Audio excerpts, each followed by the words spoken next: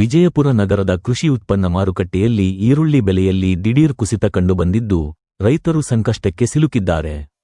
ಉತ್ತಮ ಗುಣಮಟ್ಟದ ಈರುಳ್ಳಿಯನ್ನು ಎ, ಬಿ, ಸಿ ದರ್ಜೆಯಲ್ಲಿ ತಂದರೂ ಬೆಲೆ ಕುಸಿದಿದೆ.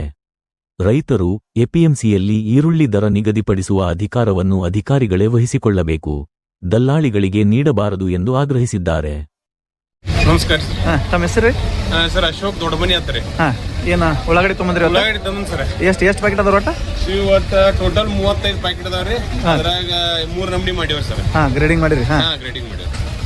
ಈಗ ಫಸ್ಟ್ ಕ್ವಾಲಿಟಿ, ಸೆಕೆಂಡ್, ನಂಬರ್ ಎಲ್ಲ ಡಿವೈಡ್ ಮಾಡ್ಕೊಂಡು ತೊಗೊಂಡ್ಬಿಡ್ರಿ. ಚಲೋ, ಒಳ್ಳೆ ಶಾಣೆತನ ಮಾಡ್ರಿ. ಅದೆಲ್ಲ ರೈತರೆಲ್ಲರೂ ಹಿಂಗೆ ಮಾಡ್ಬೇಕು ಇವತ್ತು. ಅಂದ್ರ ಒಂದು ಒಳ್ಳೆ ಬೆಲೆ ಸಿಗ್ತದ ಮತ್ತು ಮಾರ್ಕೆಟ್ನಾಗ ಲಾಸ್ ಆಗಂಗಿಲ್ಲ ಅವತ್ತು.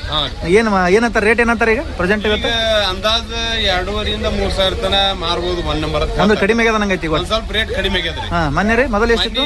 4,000 4,500 ತನ ಮಾರ್ತೀವಿ. 5,000 ಮಾರ್ಯದೇನ? ಇಲ್ಲ 5 ತನ ಆಗ್ಯದ ಒಟ್ಟು. 4,000 ತನ ಮಾರ್ಯ. ಓಕೆ. ಇವತ್ತು ಒಳ್ಳೆ ಒಂದ್ ಸ್ವಲ್ಪ ಏನ ರೇಟ್ ಡೌನ್ ಆಗಿದೆ. 2,500 3,000 ತನ ನಡೀತದೆ.